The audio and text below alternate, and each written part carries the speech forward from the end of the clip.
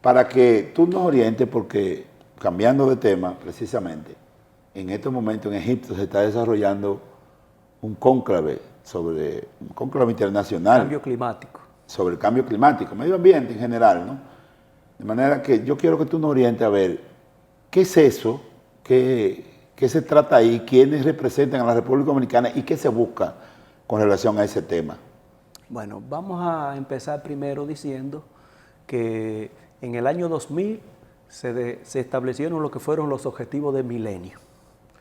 2000-2015, donde habían algunos que se han repetido o reeditado en lo que son los Objetivos de Desarrollo Sostenible y la Agenda 2030, que incluye modificar los hábitos de consumo y de vida de la gente en aras de crear una situación de empatía con la naturaleza, con el medio ambiente. Entonces, el año pasado se celebró la cumbre de Glasgow en Inglaterra, donde se hablaba de descarbonizar la economía como uno de los factores que más inciden en el calentamiento global de la Tierra y en el cambio climático. Este año, entonces, se está llevando a cabo en Egipto la cumbre por el medio ambiente. Yo estaba escuchando, con perdón por el cambio climático, estaba escuchando un grupo de ambientalistas que decían que las expectativas no son buenas, pero que hay que tener esperanza.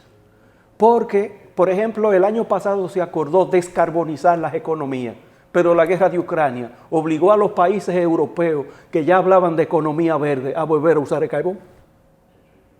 Entonces, el compromiso por el cambio climático debe ir más allá de una simple declaración de intenciones, porque la mayoría de cumbres se han estado quedando en eso, en declaraciones de intenciones, que dicho sea de paso, creo que una de las declaraciones más contundentes ha sido la del Papa Francisco con su encíclica Laudato Si, donde habla del impacto del cambio climático en la vida.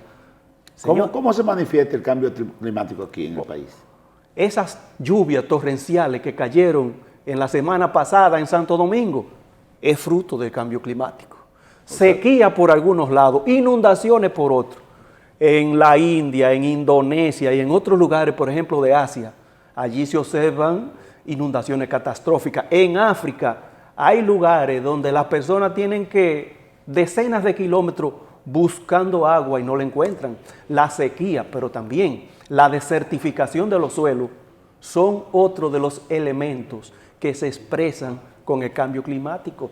La reducción de la tierra cultivable, sí, también es otro fenómeno, y entonces eso es una amenaza para la seguridad alimentaria del planeta. De manera que tenemos 8.000 millones de personas. Este cónclave entonces es sumamente importante para la República Dominicana. ¿Quiénes están allá representando el Estado Dominicano? Está Seara Hatton, que es el ministro de Medio Ambiente, y otra delegación. Yo vi a Maspuy, no sé si está allá, pero lo vi junto con él, sí, que también es parte de la política de medio ambiente. Entonces, lo que yo entiendo es que los estados definitivamente tienen que ir más allá de una simple declaración de intenciones, porque en el protocolo de Kioto los países que más contaminaban se negaron a asumir los compromisos que implicaba lo que allí se acordó. Muy bien. Porque es que eso tiene un costo para la industria. Sí. Promover una economía ecológica, promover una economía verde, implica hacer cambios en las relaciones de producción hoy en día. Así es. Bueno, señores, en Estados Unidos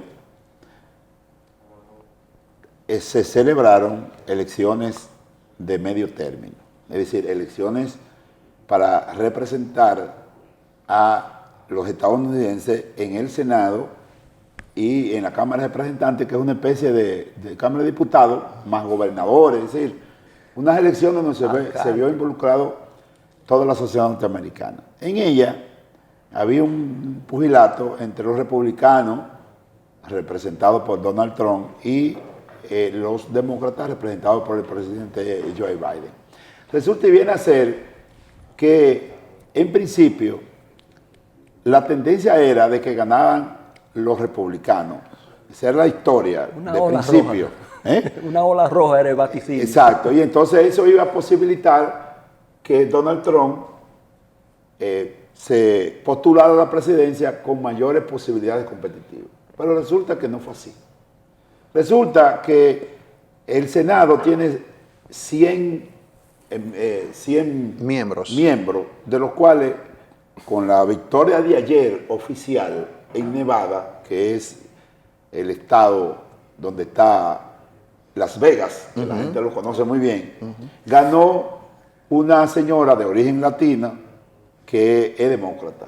Y con ella, al ganar, pues le garantiza ya 50 representantes al Partido Demócrata, que con la votación de la vicepresidenta Kamala Harris ya tiene la mayoría del Senado. No importa lo que pase en Georgia.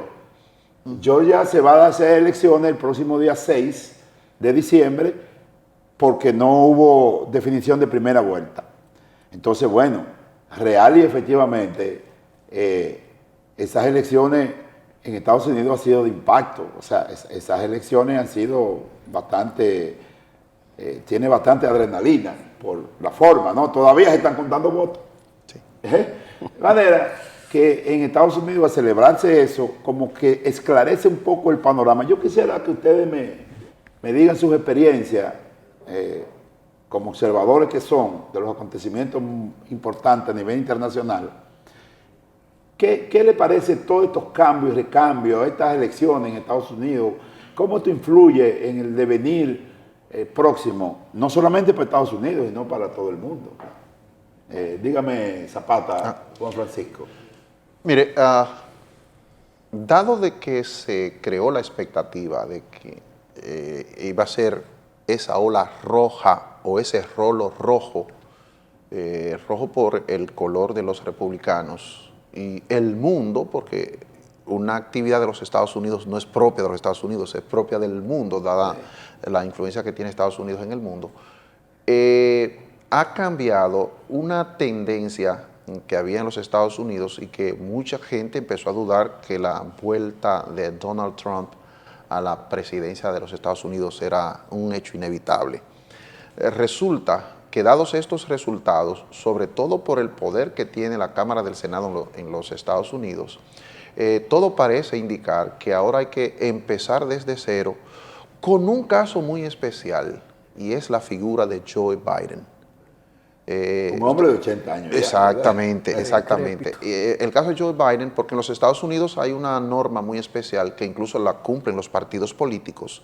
Una vez una persona es electo presidente de la República, ya es candidato a la repostulación. Es como un principio, Es ¿verdad? un principio, Sí. es un principio. Pero Leonel alegó eso en el 2008 frente a Danilo. Exactamente aquí, porque Leonel con todo y todo tiene su concepto muy pro norteamericano, pero es producto de esa sociedad. Sí. Y en los Estados Unidos, hoy el caso a analizar es que aunque existe ese principio, no sería Joe Biden el ideal candidato para las elecciones del 24.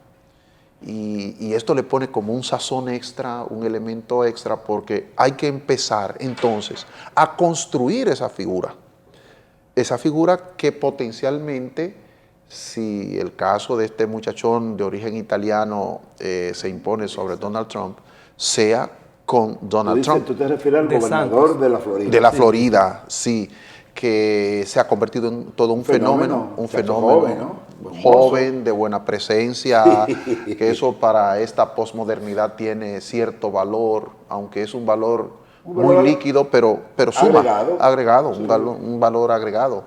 Y esto pues, la sociedad norteamericana en este momento pues se pone sumamente interesante a partir justamente de esta experiencia. Filpo, ¿cuál ha sido tu experiencia? Bueno, yo con puedo relación a ese decir, tema? este es un evento doméstico que no va a influir en un cambio de relaciones de fuerza con relación a Ucrania, no va a incidir en que se cambie la visión que se tiene en el caso de Haití, ni tampoco con el caso de Cuba, que aunque en la semana pasada 188 países votaron a favor de que se levante el bloqueo, con la oposición de Estados Unidos es suficiente. Yo pienso que eso no va a influir en nada. Los eventos son internos para los Estados Unidos. Hay 2/3 partes de los demócratas, según sondeos que se han hecho, que están en contra de que Biden se repostule. Eso era antes de los resultados de las elecciones. Ah, Vamos antes a ver sí, qué pasa antes. después ahora. Pero es que está decrépito y sigue diciendo cosas, confundiendo cosas por otras.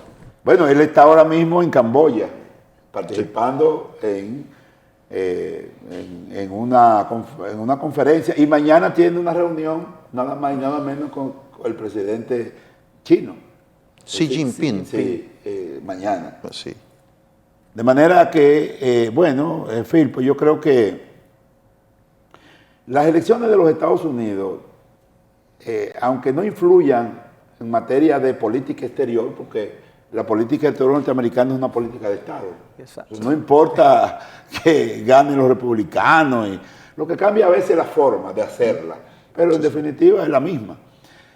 Sin embargo, algunos acontecimientos internos que puedan ocurrir como producto del resultado electoral, sí puede variar la visión de los Estados Unidos frente a lo demás.